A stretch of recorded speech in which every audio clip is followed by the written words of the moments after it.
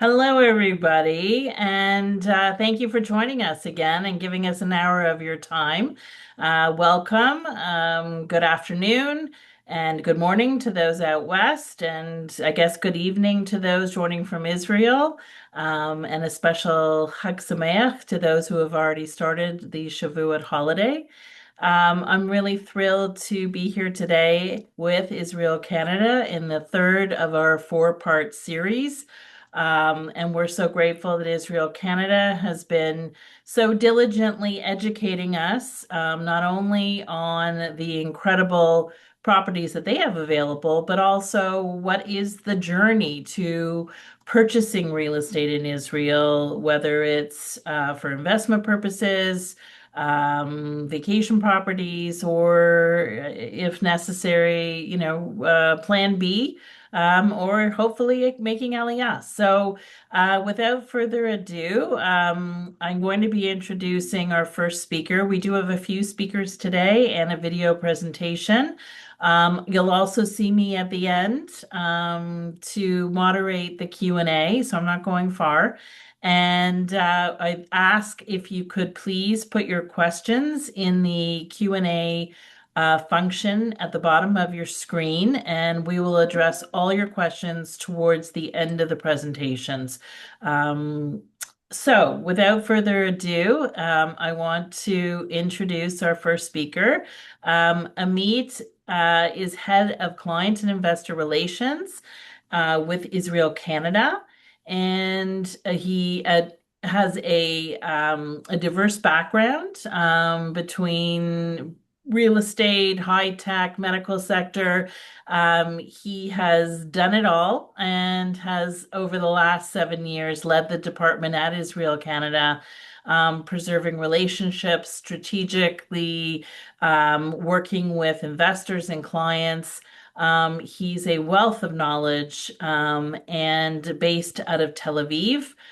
So I'm going to turn the webinar over to Amit to say a few words, and then he'll be introducing Shoshana. And then we have two special guest speakers for you today. So over to Amit. So, hi everybody. Nice. Thank you, Lisa, for the introduction and happy Shavuot.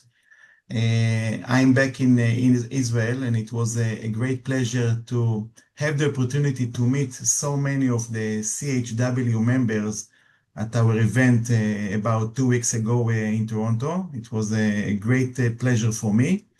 And of course, we are very excited about the opportunity to work together with CHW on our growing collaboration. We have several speakers today. So, in order to move forward, I will present Shoshana, who's here with me. And later on, we'll have two more speakers. We'll have a video from Yair Givati, an Israeli lawyer, and also Robert, who is specialized with the taxes and taxation. So, Shoshana, welcome, and please take it from here. Hi, everyone. So, as we've been doing the webinar series, we've wanted to touch on several different factors. Our first webinar series, the first of the series, had to do with why. Why make Aliyah? Why invest in Israel? And our second webinar had to do, we took Amita and I went to show you guys the some of the projects within our portfolio. But we know that for many of you, this will probably be one of the biggest purchases of your life. So when you're making such a big decision, it's really important to get the right tax and legal advice. So what our company has decided to do is partner with people who specialize in this field. The first presentation is going to be coming from Yair Givati. He is an internationally known Israeli real estate lawyer. He was actually here at our presentation in Toronto 2 weeks ago with CHW. And right after he presented with us, he actually flew to do something very similar for the Australian Zionist community. So We were hoping to have him live, but for the first time in 20 something years, I forgot about the time difference when we were booking the webinar, and it's already Shavuot. It's already Shavuot in Israel. So Yair has prepared a presentation for us, and Jennifer will be sharing her screen for the presentation. So enjoy, and then after that presentation, I will introduce you to Robert.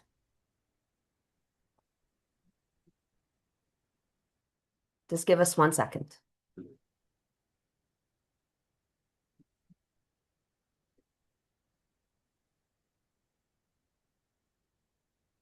Jennifer, can you please share your screen?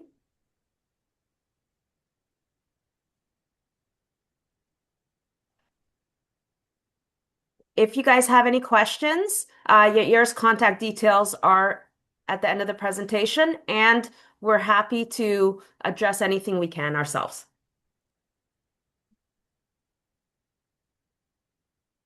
Hello, everyone, and thank you, Joan, for joining us this evening. I'm sorry I couldn't join you live, but I prepared this recording to give you some of the basics about buying in Israel. In addition, in the last slide, you will see my contact details. Please feel free to reach out to me with any questions you might have. It'll be my pleasure to answer. Now, my name is Yair Givati, and I'm the managing partner at Chaim Givati & Co., a firm that was established by my late father back in 1969. Unfortunately, my father passed away, but I'm continuing his legacy for real estate law in Israel. I'm actually a ninth-generation Israeli, and my father didn't speak much English, but it was very important for my parents that we learn the language. So as kids, we moved to England for a year. I did summer camps in Canada, in the US. I was on Shlichut and part of the Jewish agency in Silver Spring, Maryland, and my wife is from Australia. So I tend to speak English every now and again. Ever since I joined the firm over 17 years ago, I've focused on serving foreigners who are looking to buy in Israel. I do understand that buying a property in a country where the laws and bureaucracy are foreign can be very daunting. So it's my role to guide you through every step of the way and ensure you feel confident with the process. Now, what are we going to speak about tonight? Tonight, we're going to speak about some basics of the buying process in Israel. How do you guarantee your purchase? How do you know that buying a property is going to really be ready in a few years is guaranteed and you're safe? And the last thing we're going to touch about is the taxes. Now, the buying process in Israel is different. I'm not saying it's good or bad. It just works in a different way. And even for the very basics, for example, what is the defining date of the transaction?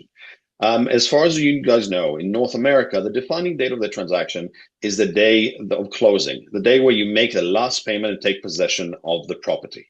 In Israel, it's the opposite. The day you sign the agreement, the beginning of the process, is the defining date of the purchase, and everything derives from that. So, for example, I need to report the transaction to the tax office within 30 days of the signing. You have to pay the purchase tax within 60 days of the signing. Even if the apartment is going to be ready in 4 years, the due date is 60 days from the signing. Now, there are ways of pushing it off, but that could include paying some additional interest and index, not penalties, just some interest and index on the amount, because it's as if you borrowed the money from the state. Another big difference are contingencies. While in North America, it's very common to have financing and inspecting contingencies, that you sign the contract, and if there's any issues, you can actually back out of the deal. In Israel, you don't have these contingencies. And once you sign the contract, it's a done deal. So all these checks are things that needs to be done ahead of time. Another big difference are escrow companies and title insurance. While in North America, it's very common to have them to secure your purchase, in Israel, they don't exist. This is something that is actually taken care of by your lawyer, who takes care of ensuring your purchase. And which leads me to the next point, the role of an attorney. While sometimes in certain states and countries, a lawyer is not necessarily even involved in a transaction, in Israel, it's essential to have a lawyer. And what we bring to the table is to take it to the next step, not just to ensure your legal rights, but to actually manage the entire process for you. From helping you find the right money changer to get the funds to Israel in the cheapest way possible, to getting you a mortgage broker who will help you get financing and get pre-approved prior to signing, having an engineer or an interior designer to check the technical specification and the plans before signing, an appraiser sometimes is necessary. And of course, it goes without saying, doing all the due diligence. We will, of course, help you with any part of the process, including all the way to the end, making payments along the way, reporting the transaction to the tax office, even all the way to opening a bank account, a regular, normal bank account in your name, which you can get credit card and get checkbooks, and all the way to taking possession of the property, transferring title, transferring possession, transferring title and possession of the apartment. And the idea is really to take everything beginning to end, with having a minimal work on you or having to even come to Israel. Now, the next topic I'm going to speak about is guaranteeing your purchase. Now, by law, the builder, when you buy a new construction, the builder has to give you a guarantee for your purchase. Now, there are only two types of guarantees that the builder is allowed to give you by law. The first one is a lien on the property, and then you make payments according to the advancement in construction. And now this is not very common, and it also doesn't apply to most bigger building projects. The one that applies more and much better preferred by real estate lawyers is the bank guarantee. Essentially, the builder, in order to finance the construction, takes a construction loan from the bank. And when you're making a payment, you're actually not paying the builder. You're paying the bank who gave the construction loan. In return, the bank would give you a bank guarantee that if something goes, God forbid, happens, you would either get your money back from the bank, or the bank would step in and complete the project. Now, you have to realize that before the bank is willing to give the bank guarantee, the construction loan, he does a very thorough check of the project, including all prices, costs, and even adds a certain top of margin profit margin, on top of it, to make sure that if prices go down or costs go up, there's still enough margin to guarantee your purchase. Now, the downside of this guarantee is that you have to make the payments according to a set schedule, whether the builder has done any work or not. Of course, if the builder is late in providing you the apartment, giving you possession, then you will get penalties, which are also set by law. But on the other hand, it's 100% secured by one of the major Israeli banks or insurance companies. Like I said, the bank vets the project before even willing to give the construction loan. And it's independent, meaning if you have some other buyer in the building who's went bankrupt or is not making payments on time, it doesn't affect your guarantee, and your bank will still guarantee your rights unrelated to anybody else in the building. The last topic that I'm going to speak about today is the taxes. Now, in Israel in general, there is no property tax. The closest thing that we have is the arnona, which is the municipal tax. It's a tax you pay for services you get for the municipality, such as garbage collection, cleaning, schooling, etc.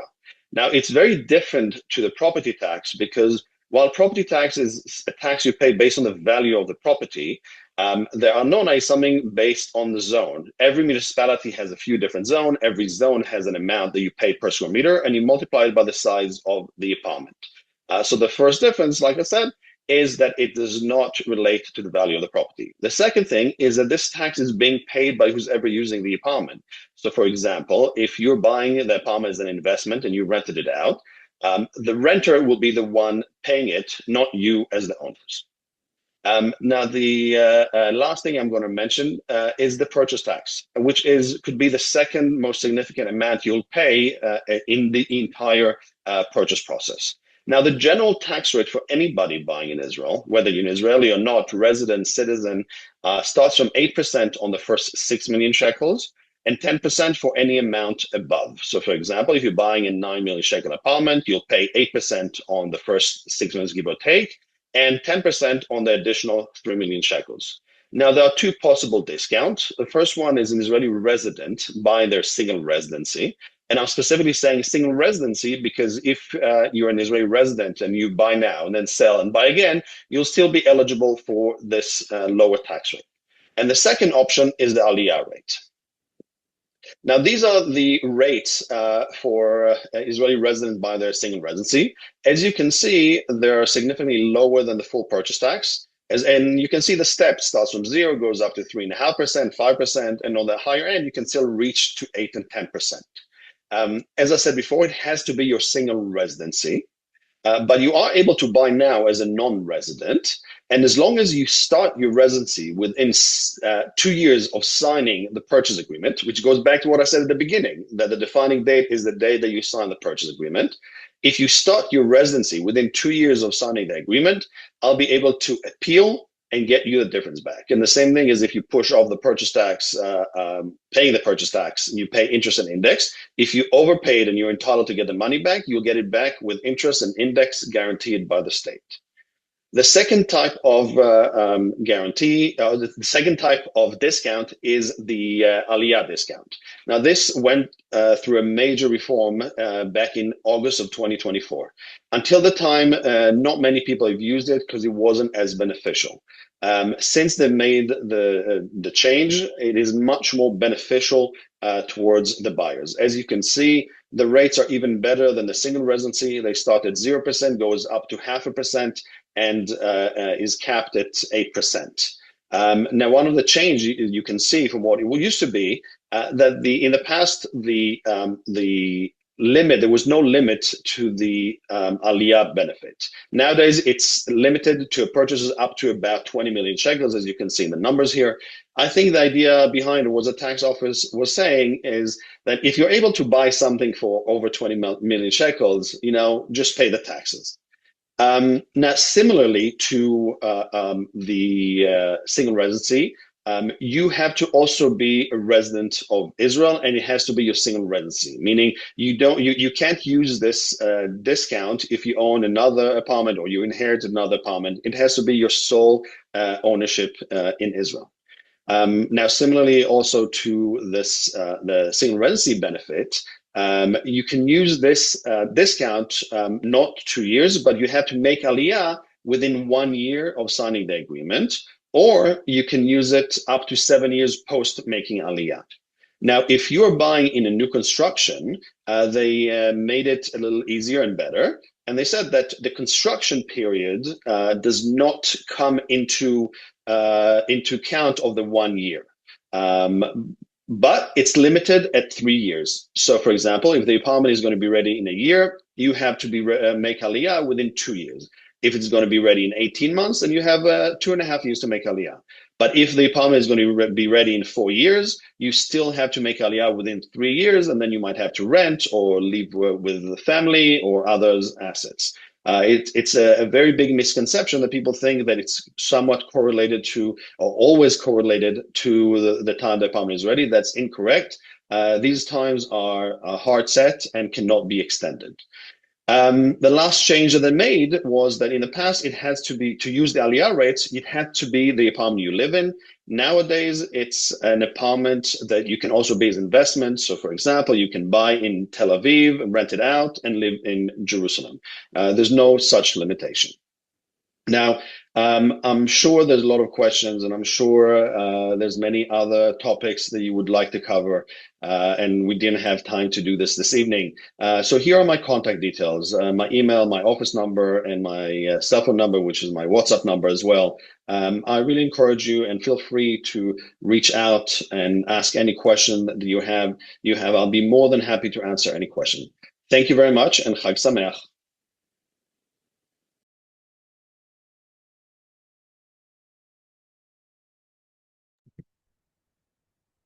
Shoshana, you're Yeah, I know, I know, I mute. know, I know. I forget.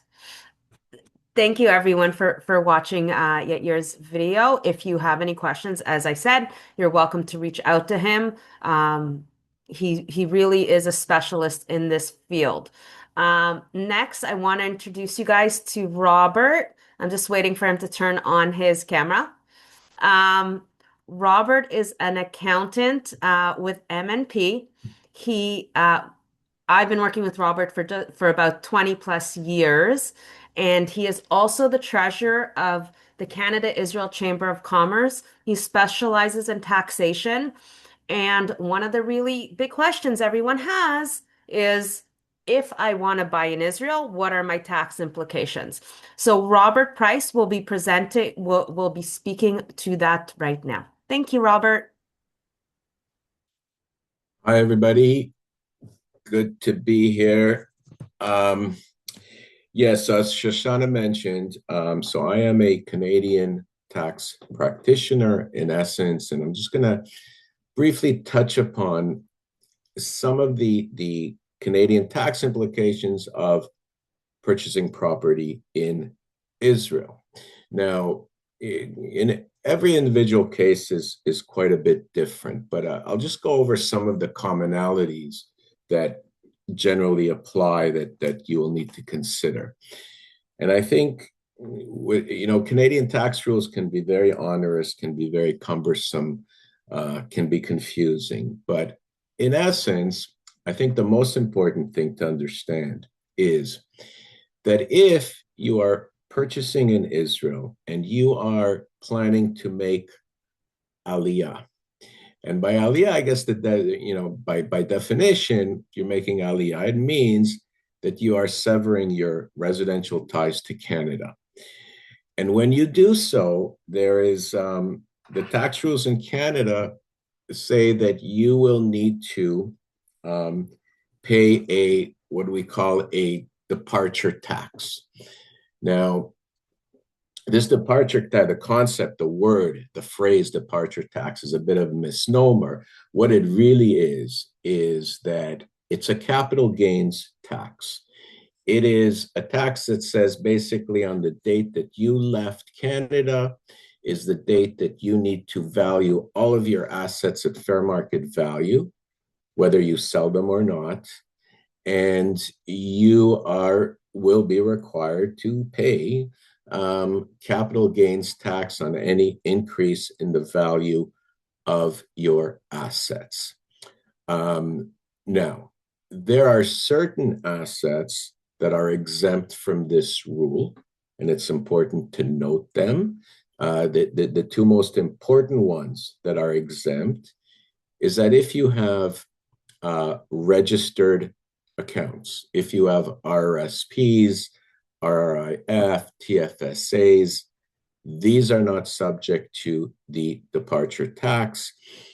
In addition to that, if you have real estate property in Canada, that is also not subject to departure tax.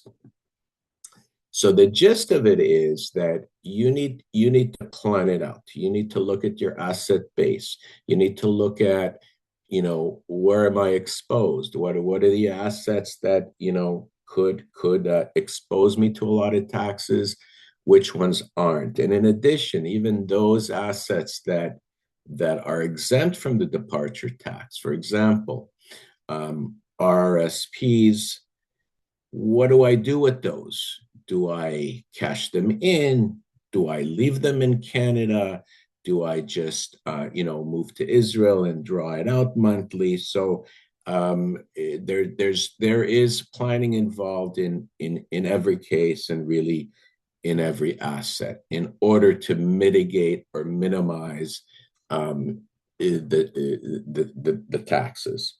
Now, if on the other hand you are, you're not making aliyah yet, or you don't plan to at this point, and you're just buying property in Israel just to, to have a place, to have a property that you can go to whenever you visit Israel. You own it for personal use. You're not renting it, and it's just there.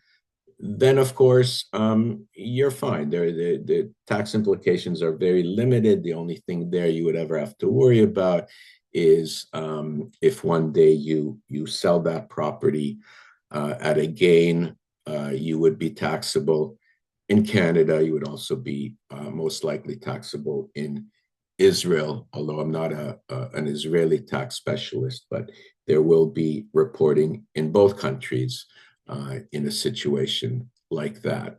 In a case where you're purchasing property in Israel and you're not just holding it for personal use, you're investing, you want to rent it out, you want to have income from this property.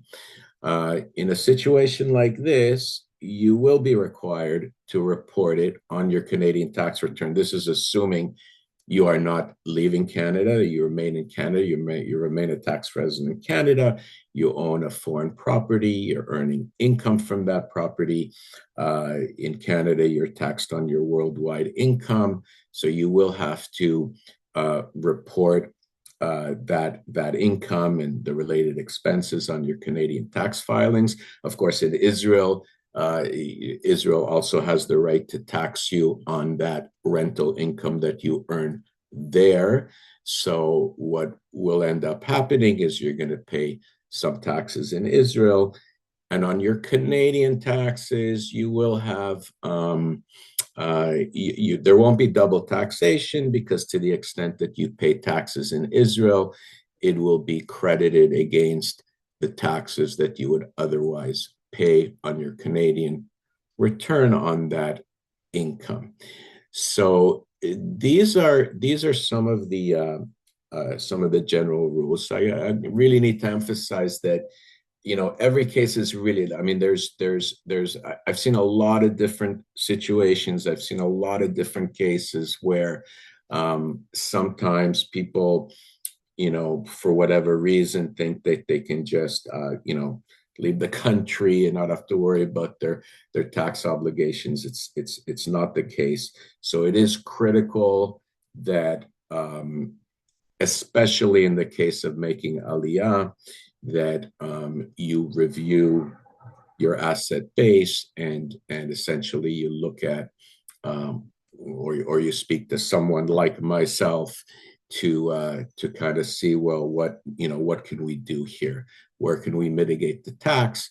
And this way things will be a lot smoother for you. There's also things like, for example, if you do make aliyah and you leave Canada, to the extent that, let's say, you have a home here in Canada that you decided not to sell yet. Maybe the market is not good to sell, or whatever the case may be, and you're going to keep that property here. Then the question is how to deal with that. What happens if you rent out your Canadian property after you become a non-resident of Canada, and what happens there? And there's a lot of tax considerations regarding that. So the essence is, you really have to, kind of dig down and look at your situation and see what it is that you can be done, and this will avoid hopefully will avoid a major surprise or a major tax hit when you make that move. So that's the essence of what I wanted to mention. Naturally, I think, Shoshana, if there's any questions or if anything, I'm happy to answer those. So thank you very much, Robert. Just before Lisa starts dealing with the Q&A, I do want to point one thing out. Many of the projects that we've been talking to you guys about over our webinar series are pre-construction and under construction, and which means they're several years down the line, which also gives you the benefit of planning, because you don't want to basically rush and be shocked over something. When you're looking at something with a 2 to 5 year time span, you really have the ability to dot all your I's, cross all your T's, make sure that you're doing everything in the right way with the accountant, make sure the lawyer has you covered in every way, because there's a lot of steps with making such a big decision. If you have any questions about that kind of stuff, we're happy to help. And I'm just going to pass it over now to Lisa. Thanks, Shoshana. Thank you, Robert. Thank you, Amit. Very interesting, and certainly a lot for our guests to think about. I also want to make the point. I remember in the live session on May the 5th that you mentioned, Shoshana, that Robert and Yair are not employees of Israel Canada. So I just want to make that point. I think it's important that they're both independent of Israel Canada, and so you're receiving independent legal and tax advice. So that's an important point to make.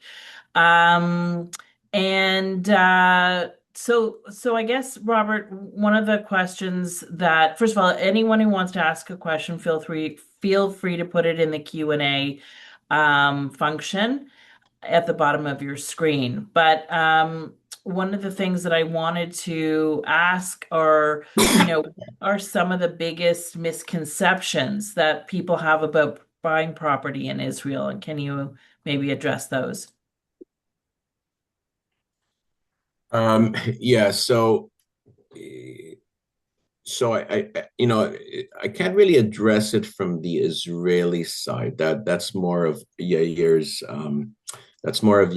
thing. But I think, if any of you have experience with, let's say, buying any foreign property, or let's say you have a condo in Miami. This is very similar, provided that you're not making aliyah. So if you're just, kind of purchasing a property in Israel for personal use, it's kind of the same as if you have your condo in Miami. Okay. There's also this one thing I get asked a lot about is, if some of you might be aware that in Canada we have what's called a foreign asset disclosure requirement, where any Canadian who has property or cash or assets in a foreign jurisdiction that cost over $100,000 is required to disclose that on their annual Canadian income tax return. But this does not apply if the property is strictly held for personal use or vacation, or a vacation property. That disclosure is only required if the property is considered an investment property, meaning it earns rental income. Then you're required to disclose it. So those are some of the misconceptions. So buying in Israel is really, in that sense, if you're not making aliyah, it's really no different than buying property anywhere else in the world. So the same rules will apply to you in Canada. Okay, great. Would you recommend now is a good time to buy a long-term investment in Israel? From your perspective, I know the Israeli dollar, the shekel is strong right now and the dollar not so great. What do you think about the timing? I wish I could answer that. If I knew that, that's really a tricky one. I mean, I think the way I see it, it's not just strictly, may not be strictly an investment decision. This may be a decision more of, in terms of, especially for those who are buying for the purposes of making aliyah, for the purposes of living in Israel. It becomes more than just a simple investment decision, whether it's a good time to buy or not. I'm certainly not an expert in Israeli real estate. Obviously, from my understanding is that property values in Israel have gone up and continue to go up every year. What will happen with the currency? As we know, right now the shekel is very, very strong, probably stronger than it's ever been, which also poses additional challenges because your Canadian dollars won't go as far. But what will happen with the exchange rates in the future and so on, that is anybody's guess. I wish I had the answer to that, but I don't. I think the concept of investing in Israel is clearly not strictly just an investment decision. It is a personal decision, right? So that's basically what I can say about that. I also think Amit and I can just mention a little Sure. something. The real estate market in Israel has skyrocketed over the last 10, 20 years. but Last 40 and 50 years. the trajectory still has it going up. Because at the end of the day, there's only one Israel with a limited amount of land, and you have people from from the entire diaspora who are looking to Israel for multiple reasons. You know, it's not, people aren't looking at it just for Aliyah. They're also looking at it as an investment or a vacation home or a plan B. And when you have an X amount of people looking at one place with a booming economy, because I think realistically, after October 7th, people thought that the economy would take a huge hit. And it did for a very short period of time. But overall, Israel's GDP in the last few years has increased. The capita has increased. You know, every metric by which you measure an economy, Israel's keeps going up and getting better and improving. So, yes, the Canadian dollar is really low right now. It's the lowest it's been in over 30 years. It may go up, it may also go down. But at the end of the day, you have a place that so many people are looking towards their futures for different reasons.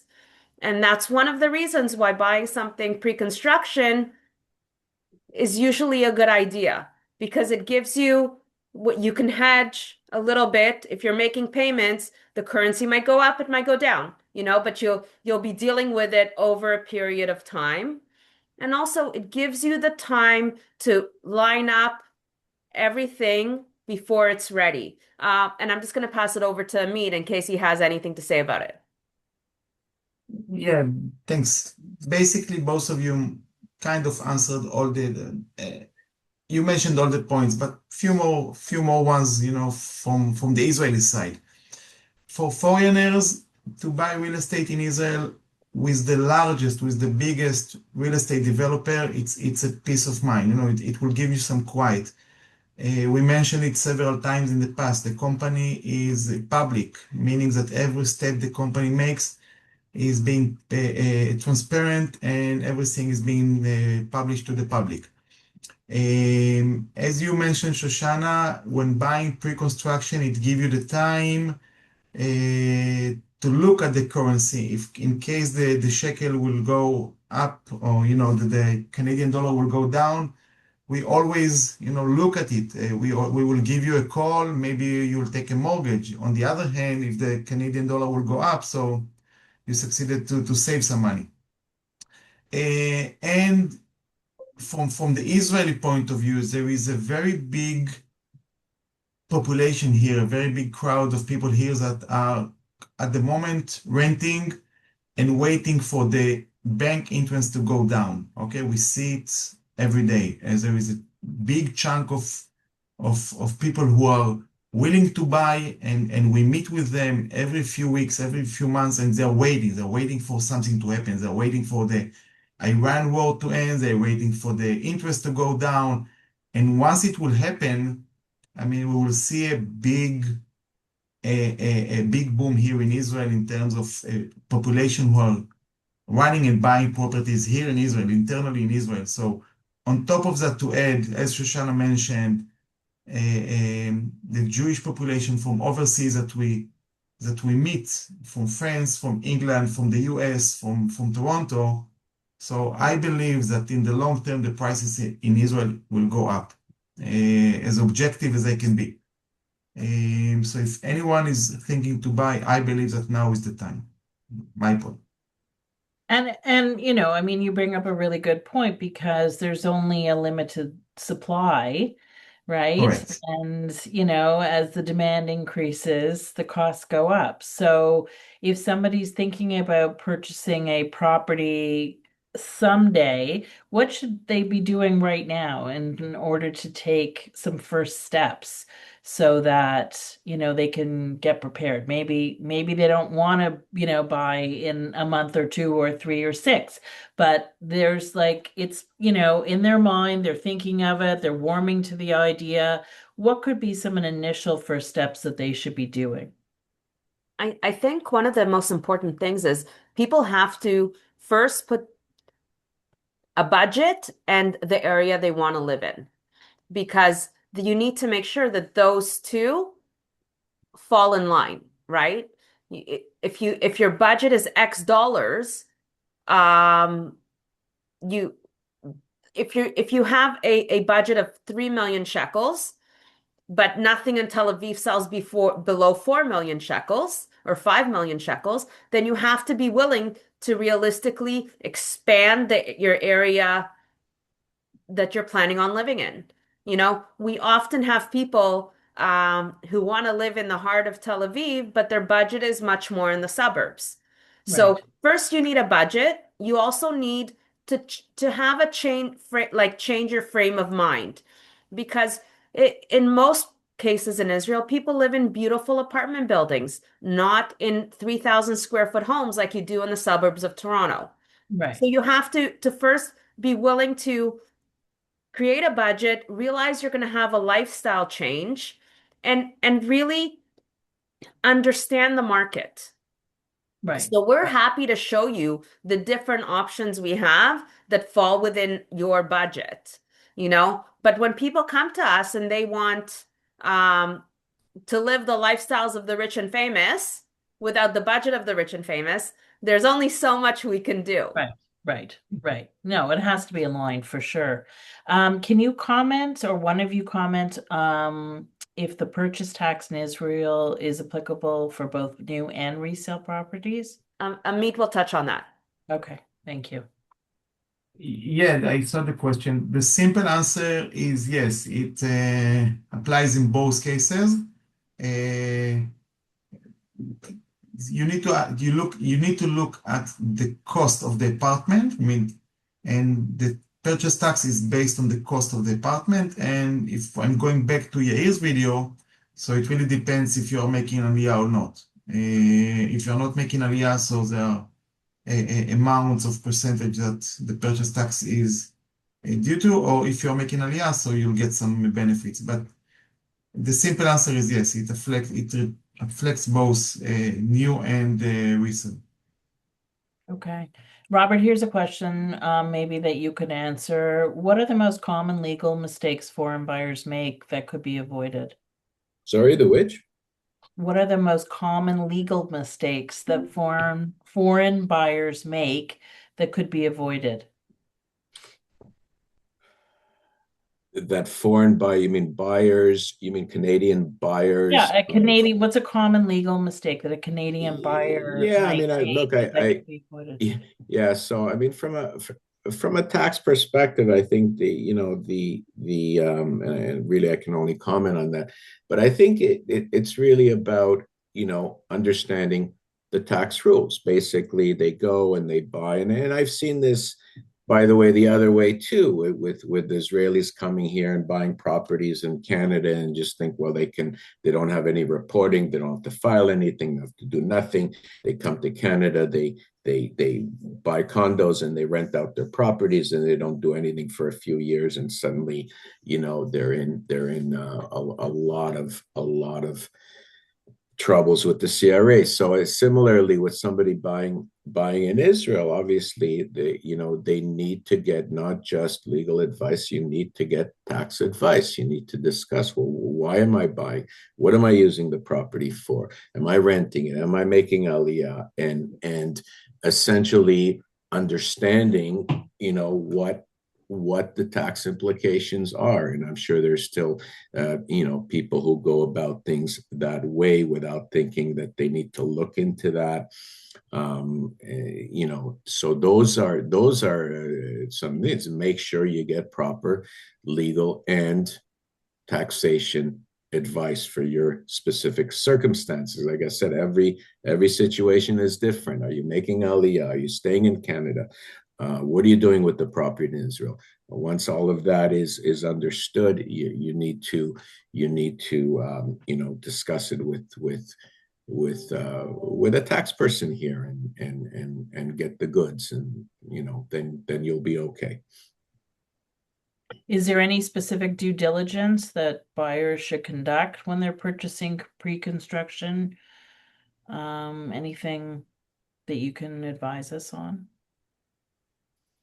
Well, I don't know. I would assume that if you're buying pre-construction, maybe Amit can advise on what sort of things to look for there, or due diligence, I guess. I mean, the first thing that would come to my mind is make sure it's a reputable developer like the Canada Israel group that obviously that Amit is a part of, and to make sure that it is a reputable, as Amit said, it's a reputable public company in Israel, and what you want to do is first of all to make sure that the company or by the developer you're buying from is reputable and has a good solid track record, right? But I'm sure Amit can touch more on that. Meet any comments? I will, yeah, I will add, have a good lawyer, either Yair or, anyone else that you trust. Have a good lawyer that to escort you along the process. Uh, Find a good developer. I mean, us, of course, or anyone else. Make sure, in case it's pre-construction, that you get those bank guarantees. It's very, very important, in case touch wood, something happens or the money is secured. Okay. And of course, ask all the questions you can ask. I mean, do the due diligence that you can do from abroad.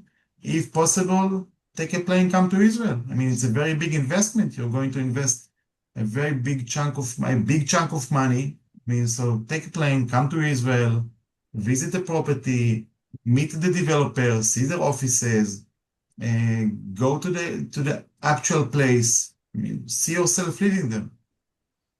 And I think that that's a big thing right there. That's an important point is see yourself living there. So I think you have to actually walk the neighborhood and get a feel for it. Exactly. You can't just purchase off a video, right? You need to, what are the restaurants like in the neighborhood? What's the vibe, the feeling, the culture? I think that's all really important. And thank you for mentioning that. One of Shoshana? one of the things I wanted to mention, and I had actually mentioned it at our event, um, Amit is always available for people at the office in Israel. We're always available on Zoom. I'm able Correct. to meet people in person. Next week, I'm going to be meeting some CHW people in Montreal. But I did mention that I'm going to be in the office at the second half of July. So if any of you guys or other people who are watching this webinar later on, if you're in Israel in the second half of July, Amit and I would love to meet you guys in person. We're at the office. We can set time aside and we can show you not only our developments, but as we've mentioned, we're acquiring a company called Acro, which is also one of the largest developers in Israel. And once the merger is complete at the end of the summer, Israel Canada will become Israel's largest developer with companies like ICR and Acro under our portfolio. And it gives people a lot of options. So we have our portfolio and we have their portfolios, you know, and we're able within those two to find something that suits most people's budgets and with enough of a variety within the different areas of Tel Aviv, the Tel Aviv suburbs, Jerusalem, we have a lot of different options to give people. But, some people need to be there and you'd be surprised. There are some people who are like, I know Israel, I know the area. We've had people contact us and say, I want to be on this street on a high floor. I don't need to see it. I need you to find me this corner in a new building and whatever. So you have different kinds of buyers. There are those who need to visit our office in Israel and see it and feel it and touch it and visit it. And you have people who are saying to us, I know exactly what I want.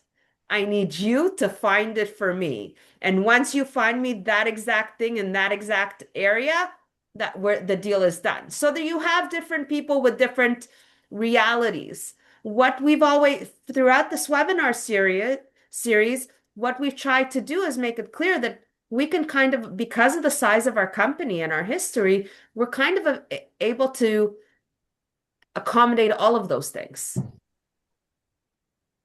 Amazing, amazing. So we're nearing the end. Any final words that are of advice, or what's the one thing that you want everyone to walk away remembering about this session? Any last minute words before we wrap it up from any? Robert, do you have anything to say? No, essentially just reiterating what you, Shoshana, said. Make sure if you're gonna, make this acquisition and you're gonna be a big investment, make sure you get the proper tax legal advice both here and in Israel. And what I wanted to mention is, as we've done with this entire series, and we've tried to reiterate, our hope is to be able to have Israel Canada walk you and hold your hands through the entire process. We want to, it's a big purchase. It's a big deal. And we know that. So we want to make sure that we're able to help you through all of it. There's a lot of small developers and a lot of developers who don't have a presence here. I've been working with a company for almost 25 years, and I'm based in Toronto. And one of the things that we decided was very important was to have somebody on the ground here once we started marketing our developments to the Canadian Jewish community, because we want you to feel comfortable that we're here and we have contact. We have Canadian accountants who can help you. We have Israeli lawyers who can help you. We even have lawyers who are, some of you got to meet Avi at the in-person event. We have lawyers who are that we work with. They don't work for us, but they work with us, that are licensed both here and in Israel, who can walk you through the whole process. So we just don't want it to be scary. It's a big deal. We want to make it as easy and doable as possible for everyone. Which is great. And that's one of the reasons why we're offering this wonderful 4-part series to educate our donors, because on a regular basis, I have people say to me that they're considering something in Israel for whichever purpose. And so it really, brought to mind how important this series is. So we have our next session on Wednesday, June 17th at noon Eastern time. And maybe Shoshana, you want to just very briefly give an outline of what that last session will look like for our viewers. So what we're working on is providing you with kind of the answers of, okay, I've decided I want to make the move. And we're going to kind of look into what other things you need to do after the fact, whether it's somebody who specializes in Aliyah, or how do I get all of my stuff from point A to point B? So let's say you want to look at the shipping options and what all of the little, like, inconvenient things that you need to know, but that you need to know because your bags are packed, but now you don't know how to get from A to B. And That's do we kind need of what we're good. And do we need a whole new wardrobe, right? Because we're going to be in sunshine all the time. Like you can throw out the winter boots and the coats, I guess. Well, I think maybe not. January can be cold in Israel. but you know what? You may never, ever, ever have to see a minus before the temperature ever again. I have days when I message Amit and he's like, "How's it going?" And I send him a thing. I send him a screenshot of CP24 weather, and it says it's minus 24, but feels like minus 30. He goes, "Doesn't that make it minus 30?" Yes, it makes it minus 30. Yes. And So that's a so nice list of I'm a things. big proponent of never having to wear a winter jacket and hats and gloves ever again if I had a choice. I agree. Shoshana and Robert, Amit, thank you all for joining us Thank today. you. We will send a follow-up email with contact information for each of you so Thank that you. our viewers can reach out, and any related articles or information that you want us to include for those watching and those registered. We were happy to share those as well. Before we sign off, I just want to remind everyone June 17th at noon, of course, is the fourth session. If you have not yet registered, feel free to, and certainly share it with anyone that you know that would find this series interesting. All of them have been recorded and they are available to watch. Lastly, I just want to let everyone know that June the 4th, we do have a webinar called Flex Your Cortex. I think it's a great name. How brain rehabilitation is changing lives. And our special guest speaker is occupational therapist Adit Shemla from Hadassah Medical Center, and that is taking place at noon as well. I want to wish everyone a Chag Sameach and a Shabbat Shalom, and thank you all so much for your time and for watching. Thanks, everybody. Thank Bye-bye. you very Bye. Thank much. you. Shabbat shalom v'chag sameach. Excellent. Chag Sameach.